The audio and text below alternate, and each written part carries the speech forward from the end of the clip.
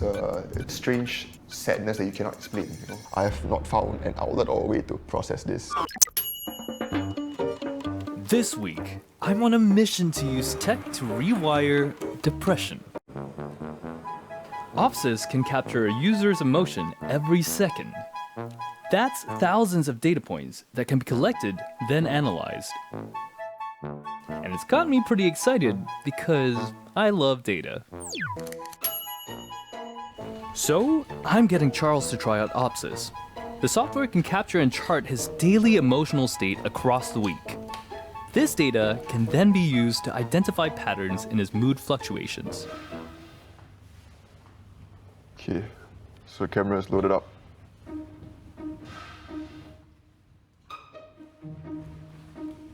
It's pretty neat.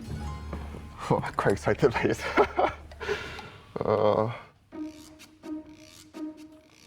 I feel kind of weird having a camera in front of my face all the time. It's tracking my mood. But I'm open to the idea that it can, keep track of my mood through the day.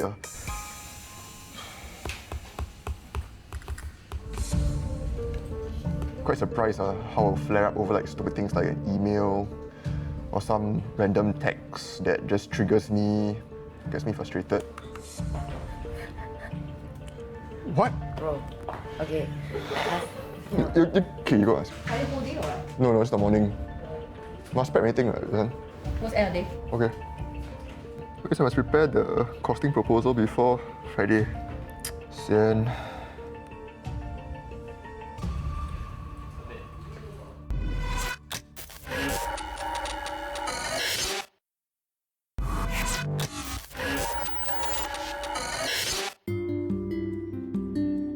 I'm using emotion recognition software to help Charles pick out patterns in his daily emotional state.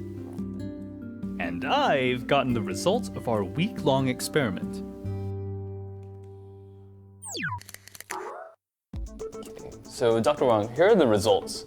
This is a distribution of the emotions that Charles felt over this time period. So these red points over here represent the emotions that he felt the most frequently throughout this measurement period. And the emotions are misery, depression, and frustration. The results also suggest that Charles felt these emotions at least 70% of the recorded time.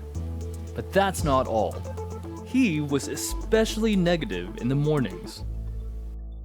In the morning, he's always been dealing with reactive work, or I think the most difficult task of the day. And so I think that's when my frustrations typically shine out. So now that we know that Charles experiences mostly negative emotions in the mornings, what would you recommend that he do? So some small things that a person can do to get out of this is to take action. It can be simple things like going for a walk. If you can make it something that whenever you're feeling anxious or moody, you do this thing and you know that this is the thing that rescues you. So during those low energy moments, what's the fire drill? What's the thing that you gotta do to overcome that? Make it a drill. Identifying these patterns can help Charles be more aware of what triggers his moods, so he can find ways to manage these emotions before they escalate.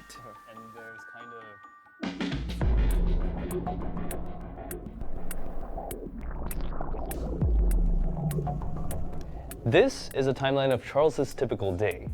He spends most of his time at work, so going for a walk as and when he feels negative can be pretty disruptive, especially if he has meetings and deadlines to meet.